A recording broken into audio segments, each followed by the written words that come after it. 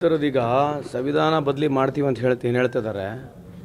ಯಾತಕ್ಕಾಗಿ ಸಂವಿಧಾನ ಬದಲಿ ಮಾಡ್ತೀವಿ ಅನ್ನೋದು ಅವ್ರು ಹೇಳ್ಬೇಕು, ಸ್ಪಷ್ಟೀಕರಣ ಕೊಡಬೇಕು. ಒಂದು BJP ಮ್ಯಾನಿಫೆಸ್ಟೋಲ್ಲಿ ಮಾಡಿಬಿಡಲ್ಲ, ಸಂವಿಧಾನ ಬದಲಿ ಮಾಡ್ತೀವಿ ಅಂತ ಹೇಳಿ ಎಲ್ಲ BJP ಅವರು ಎದಿ ಮುಟ್ಕೊಂಡು ಹೇಳ್ಬೇಕು ತಾನೆ. ನಮ್ಮ ಉದ್ದೇಶ ಮುಂದೆ ಬಂದರೆ, ನಾವು ಗೆದ್ದರೆ, ಅಧಿಕಾರಕ್ಕೆ ಬಂದರೆ ನಾವು ಸಂವಿಧಾನನ ಬದಲಿ ಮಾಡ್ತೀವಿ ಅಂತ ಹೇಳ್ತಕ್ಕಂಥ ಬಹಿರಂಗ ಹೇಳಬೇಕು. ಅವ್ರು ಏನು ಮಾಡ್ತಾರೆ, ಒಬ್ಬೊಬ್ಬರ ಕೈಲಿ ಹೇಳಿಸ್ತಾರೆ.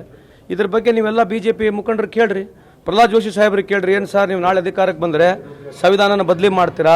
ಸಂವಿಧಾನನ ಬದಲಿ ಮಾಡಿ ಏನೇನು ತರಬೇಕಂತಿದ್ದೀರಿ? ಯಾವ್ಯಾವನ್ನ ಏನು ಹೊಸದೇ ಮಾಡ್ತೀರಾ? ಸಂವಿಧಾನ ಏನು ಸಂವಿಧಾನಕ್ಕೆ ಬದಲಿ ಮಾಡ್ಲಿಕ್ಕೆ ನಿಮ್ಗೆ ಅವಕಾಶ ಇದೆ ಅಂತ ಕೇಳಬೇಕಲ್ವಾ? ಅದನ್ನ ದಯಮಾಡಿ BJP ಅವ್ರಿಗೆ ಕೇಳ್ರಿ.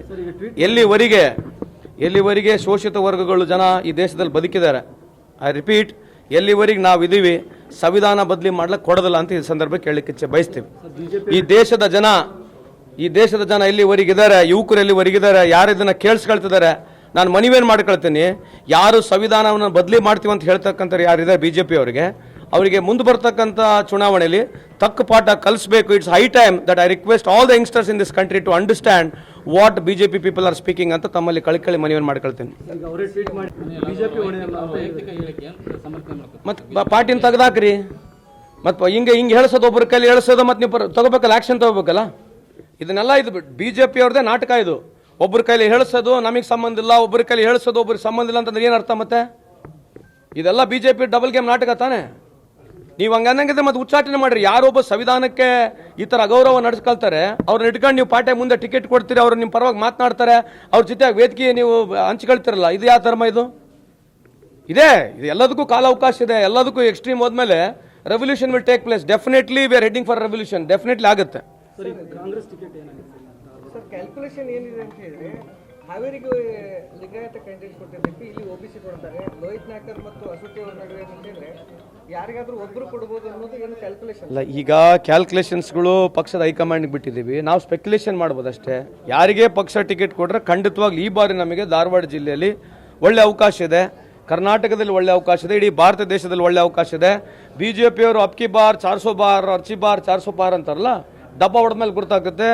Clean and clean, without interference of election commission, tamper ಮಾಡಲಾರಂಗೆ EVMಗಳು ನೀವು ನೀಟಾಗಿ ಎಲೆಕ್ಷನ್ ಮಾಡಿದ್ರೆ ನೀವು ಖಂಡಿತವಾಗ್ಲೂ 200 ಸೀಟ್ಗಿಂತ ಜಾಸ್ತಿ BJP ಗೆಲ್ಲಲ್ಲ. ಭಾಳಷ್ಟಿದೆ ಅಲ್ಲ, ಭಾಳ ಜನ ಹೋರಾಟ ಮಾಡ್ತಿದಾರಲ್ಲ, ದೇ ಆರ್ ಗೌಟ್ಸ್. ಭಾಳಷ್ಟು ಜನಕ್ಕೆ ಡೌಟ್ ಕೂಡ ಇದೆ ಅದ್ರ ಬಗ್ಗೆ. ಟ್ಯಾಂಪರಿಂಗ್ ಆಗಿರ್ತಕ್ಕಂಥ ಭಾಳಷ್ಟು ಎವಿಡೆನ್ಸ್ಗಳು ಕೂಡ ಇದ್ದಾವೆ. ಅದು ಅವ್ರಿಗೆ ಬಿಟ್ಟಿರ್ತಕ್ಕಂಥದ್ದು. ಆಮೇಲೆ ಎಲೆಕ್ಟ್ರಾಲ್ ಸಿಸ್ಟಮ್ನಲ್ಲಿ ಜುಡಿಷಿಯರಿ ಕೂಡ ಒನ್ ಆಫ್ ದ ಮೆಂಬರ್ ಆಗಬೇಕಾಗಿತ್ತು. ಆ ಜುಡಿಷಿಯರಿ ಮೆಂಬರ್ಶಿಪ್ ಯಾಕೆ ತೆಗಿಬೇಕೀಗ? ಜುಡಿಷಿಯರಿ ಎಲೆಕ್ಷನ್ ಕಮಿಟಿನಲ್ಲಿ ಕೂಡ ಒಂದಿತ್ತಲ್ವಾ, ಈಗ ಜುಡಿಷಿಯರಿನೇ ತೆಗೆದುಬಿಡುತ್ತೆ. ಕಾರಣ ಏನು ತೆಗೆದಿರ್ತಕ್ಕಂಥದಕ್ಕೆ? ಸೋರ್ಸ್ ಆಫ್ ಕೋಡ್ ಅಂತ ಹೇಳ್ತೀವಿ ನಾವು.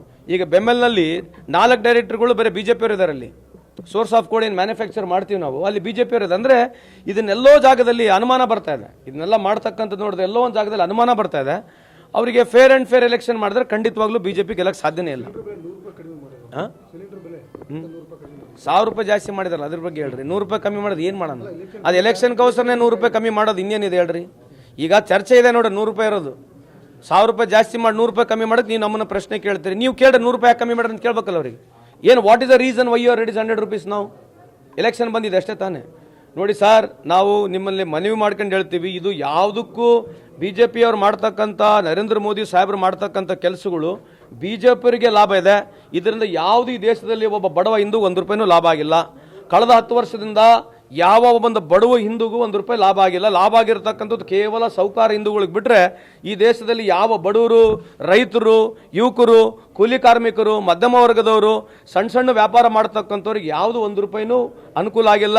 ದಲಿತರಿಗಾಗಿರಲಿ, ಶೋಷಿತ ವರ್ಗಗಳಾಗಿರಲಿ, ಎಲ್ಲ ಸಮಾಜದ ಬಡವರು ಏನಿದ್ದಾರೆ ಯಾರಿಗೂ 1 ರೂಪಾಯಿನ ಅನುಕೂಲ ಆಗಿಲ್ಲ. ಬೇಕಿದ್ರೆ ಅನುಕೂಲ ಆಗಿರ್ತಕ್ಕಂಥ ಉದಾಹರಣೆಗಳು ಕೊಡಲಿ ಅವರು. ಕೇವಲ ಸರ್ಕಾರದ ಕಾರ್ಯಕ್ರಮ ಬಗ್ಗೆ ಏನೋ ಮಾತಿ ಮಾಡಿದಾಗ ಏನೋ ಒಂದು ಸುಳ್ಳು ಹೇಳೋಗ್ತಾರೆ. ಇಲ್ಲಿ ಕೂಡ ಕೇಳ್ತಾ ಇದೀವಲ್ಲ, ಈ ದೇಶದ ಸಾಲ, ಇದ್ರ ಬಗ್ಗೆ ಯಾರು ಮಾತನಾಡ್ಬೇಕು? ಯಾರು ಉತ್ತರ ಯಾರು ಕೊಡಬೇಕು? 10 ವರ್ಷದ ಅವಧಿಯಲ್ಲಿ ಮತ್ತೆ ಸಾಲ ಆಯ್ತಲ್ಲ, ಯಾರು ಉತ್ತರ ಯಾರು ಕೊಡ್ಬೇಕೀಗ? ಈಗ ಮತ್ತೆ ಹಿಂದೂ ಕೋಡಿಫಿಕೇಶನ್ ಬಿಲ್ಗೆ ಏನು ಚೇಂಜ್ ಮಾಡಕ್ಕೆ ಹೊಂಟಾರಲ್ಲ ಬಾಬಾ ಸಾಹೇಬ್ ಅಂಬೇಡ್ಕರ್ದು, ಹಿಂದೂ ಕೋಡಿಫಿಕೇಶನ್ ಬಿಲ್ನ ಯಾಕೆ ಅಪೋಸ್ ಮಾಡಿದಾರೆ? ಯಾರು ಹಿಂದೂ ಕೋಡಿಫಿಕೇಶನ್ ಬಿಲ್ ಅಪೋಸ್ ಮಾಡಿದಾರೆ? ಯಾರು? ಇವ್ರು ತಾನೆ, BJP ಅವ್ರು ತಾನೆ, ಸಂಘ ಪರಿವಾರ ತಾನೆ, ಇವರೆಲ್ಲ ಅಪೋಸ್ ಮಾಡಿರ್ತಕ್ಕಂಥವ್ರು. ಇವತ್ತು ಅವ್ರ ಉದ್ದೇಶ ಏನಿದೆ? ಒಬ್ಬರ ಕೈಲಿ ಒಬ್ರು ಹೇಳ್ಸೋದು, ಹಿಂದೆ ಅವ್ರನ್ನ ಸಪೋರ್ಟ್ ಮಾಡೋದು, ನಮಗೆ ಸಂಬಂಧ ಇಲ್ಲ. ಅದ್ಯಾಕೆ ಮತ್ತೆ ಪಾರ್ಟಿಯಿಂದ ಉಚ್ಚಾಟನೆ ಮಾಡ್ರಿ? ಹಂಗಿದ್ರೆ ಯಾಕೆ ಪಾರ್ಟಿಯಿಂದ ಯಾಕೆ ಉಚ್ಚಾಟನೆ ಮಾಡಬಾರ್ದು? ಯಾರೊಬ್ಬ ಸಂಸದರು, ಮಾಜಿ ಸಚಿವರುಗಳು ನಾವು ಸಂವಿಧಾನನ ತಿದ್ದುಪಡಿ ಮಾಡ್ತೀವಿ, ಸಂವಿಧಾನನ ಬದಲಿ ಮಾಡ್ತೀವಿ ಅಂತಂದ್ರೆ BJP ಮ್ಯಾನಿಫೆಸ್ಟೋದಲ್ಲಿ ಹಾಕಿ ಹೇಳ್ರಿ. ಇಲ್ಲಾಂದ್ರೆ ಅವ್ರಿಗೆ ಕ್ರಮ ತಗೊಳ್ಳಿ. ಯಾಕೆ ಕ್ರಮ ತಗೋಬಾರ್ದು? ಇನ್ನೊಂದು ಜೋಶಿ ಅವ್ರ ಅಪೋಸಿಟ್ ಯಾವ ಕ್ಯಾಂಡಿಡೇಟ್ ಸೂಟೇಬಲ್ ಅಂತ ನಮಗೆ ಯಾರಿದ್ರೇನ್ರಿ, ನಮಗೆ ಯಾವುದೇ ನಮ್ಮ ಪಕ್ಷದ ಕ್ಯಾಂಡಿಡೇಟ್ ಎಲ್ಲರೂ ಸೂಟಬಲ್ ಇದ್ದಾರೆ. ಯಾರೇ ನಿಂತ್ಕೊಂಡ್ರು ಈ ಬಾರಿ ಮಾತ್ರ ಖಂಡಿತವಾಗ್ಲೂ ಜೋಶಿ ಸಾಹೇಬ್ರು ಸೋಲ್ತಾರಂತ ನನ್ನ ನಂಬಿಕೆ ಇದೆ. ನಮ್ಮ ಪಕ್ಷ ಗೆಲ್ತದೆ. ಟಫ್ ಆಗುತ್ತೆ ಅವ್ರಿಗಂತ ಯಾರು ನಿಂತು ಟಫ್ ಆಗುತ್ತೆ. ಲಾರ್ಡ್ ಅಂದ್ರೆ ಲಾರ್ಡ್ ನಿಂತ್ಕೊಂಡ್ರೆ ಯಾರು ನಿಂತ್ಕೊಂಡ್ರೆ ಸಂಬಂಧ ಇಲ್ಲ. ಕಾಂಗ್ರೆಸ್ ಪಕ್ಷದ ಅಭ್ಯರ್ಥಿ ಯಾರಾಗ್ತಾರೆ ಖಂಡಿತವಾಗ್ಲೂ ಜೋಶಿ ಸಾಹೇಬ್ರಿಗೆ ಟಫ್ ಆಗುತ್ತೆ ಅಂತ ಈ ಸಂದರ್ಭಕ್ಕೆ ಕೇಳಲಿಕ್ಕೆ ಇಚ್ಛೆ ಬಯಸ್ತೇನೆ. Thank you.